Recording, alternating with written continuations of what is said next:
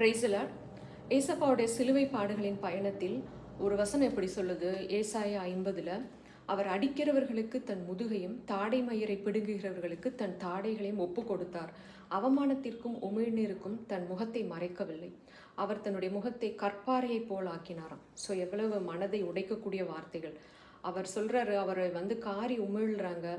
நிர்வாணமாக அவர் சிலுவையில் தொங்கும் பொழுது அவருடைய காரி உமிழ்ந்து நீ தேவனுடைய குமாரன் என்றால் இறங்கி வா அப்படின்னு சொல்லிட்டு அவர் கிண்டல் பண்ணுறாங்க, பரியாசம் பண்ணுறாங்க, கன்னத்தில் அறையிறாங்க. ஸோ இதெல்லாம் அவருடைய உணர்வுகளை emotionally he was tortured. So அவருடைய உணர்ச்சிகள் அங்கு உடைக்கப்பட்டன. ஆனால் எதற்குமே அதை ரியாக்ஷன் பண்ணலை. அவர் அடிக்கப்பட கொண்டு போகும்படி நிற்கிற ஆட்டுக்குட்டியை போலவும் மயிர்கத்திருக்கிறவனுக்கு முன்பாக சத்தமிடாது இருக்கிற ஒரு ஆட்டை போலவும் இருந்தார். அந்த இடத்துல பாருங்களேன், அவர் எப்படிப்பட்ட அவமானம் காரி உமிழ்தல் நடக்கும் பொழுது எதற்குமே ரியாக்ஷன் பண்ணாமல் அந்த இடத்துல தன்னுடைய முகத்தை கற்பாறையை போலாக்கினார். ஏன்? மனித இனத்தை மீட்பதற்காக, நம்மை சகலவித பிசாசின் தந்திரங்களிலிருந்தும் மரணத்தின் அதிகாரியான பிசாசிடமிருந்து நம்மை விடுதலையாக்குவதற்காக எல்லாவற்றையும் அங்கே சுமந்து தீர்த்தார். அவர் சரீரத்தில் மாத்திரம் நொறுக்கப்படவில்லை, அவருடைய உணர்ச்சிகள் எல்லாம் அங்கு உடைக்கப்பட்டது. ஸோ இதை ஏன் நாம் உற்று பார்க்க வேண்டுமென்றால், நம்முடைய வாழ்க்கையில் மரணத்தின் அதிகாரி பிசாசு கொடுக்கக்கூடிய எல்லாவித டார்ச்சர்ஸையும், அது மென்டலி, எமோஷ்னலி, ஃபிசிக்கலி எல்லாவற்றிற்கும் அங்கு விடை கொடுத்திருக்கிறார். எல்லாவற்றிலிருந்து நம்மை மீட்டு கொண்டார்.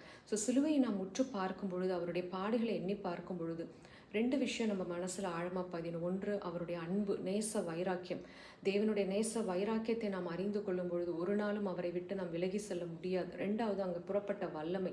எப்படிப்பட்ட ஒரு விடுதலையை கொடுத்திருக்கிறார், இப்படிப்பட்ட ஒரு கிரயத்தை கொடுத்து நமக்கு விடுதலை கொடுத்திருக்கிறார் என்றால், நம்முடைய வாழ்க்கையில் அந்த தேவனுடைய அன்பையும் அவர் நமக்கு கொடுத்த விடுதலையும் வெற்றியும் இந்த வாழ்க்கையில் அனுபவிக்க தான் இந்த வாழ்க்கை.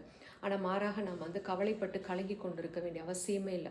ஸோ இன்றைக்கு இப்படிப்பட்ட ஒரு அவமானத்தோடு, கஷ்டத்தோடு, கவலையோடு இருக்கிற பிள்ளைகளை பார்த்து ஆண்டவர் சொல்கிறார், நான் எல்லாவற்றையும் சுமந்து தீர்த்து விட்டேன். இந்த உலகத்தில் உனக்கு வரக்கூடிய எந்த அவமானமும் நிந்தையும் உன்னை சேதப்படுத்த முடியாது அப்படின்னு சொல்கிறார். ஸோ ஜெபிப்போம். அன்புள்ள தகப்பனே இயேசப்பா, எத்தனை அன்பு ஆண்டவரே, அந்த சிலுவையில் எங்களுக்காக கர்த்தாவே எல்லா அவமானத்தையும், நிந்தையும், பரியாசத்தையும் ஏற்றுக்கொண்டிரு. இன்றைக்கு நாங்கள் விடுதலையாக்கப்பட்டிருக்கிறோம். இன்றைக்கும் ஆண்டவரே, அவமானத்தோடு, நிந்தையோடு, பரியாசத்தோடு இருக்கக்கூடிய கலங்கி போய் நிற்கிற பிள்ளைகளோட இருதயங்கள் ஆண்டவரே இந்த வார்த்தைகளை கேட்கும்போது சுகமாகட்டும் கர்த்தாவே. அவர்கள் எல்லாவித ஆண்டவரே அப்பா எமோஷனல் டார்ச்சர்ஸிலிருந்து விடுதலையாகி உமக்குள் எப்பொழுதும் சந்தோஷமாய் களி கூறும்படியாக ஆசீர்வதிப்பீராக தகப்பனே. இயேசு கிறிஸ்துவின் நாமத்தில் ஜெபிக்கிறோம் எங்கள் நல்ல பிதாவே. ஆமேன், ஆமேன். எத்தனை நல்ல தேவன் பாருங்க. நம்மளுடைய சரீரத்திற்கு மாத்திரமல்ல, நம்மளுடைய உணர்வுகளிலும் நம்மளுடைய மனதிலும் அங்கே சுகத்தை கொடுத்திருக்கிறார். இந்த நல்ல தேவனை அன்பு செய்ய தான் இந்த வாழ்க்கை.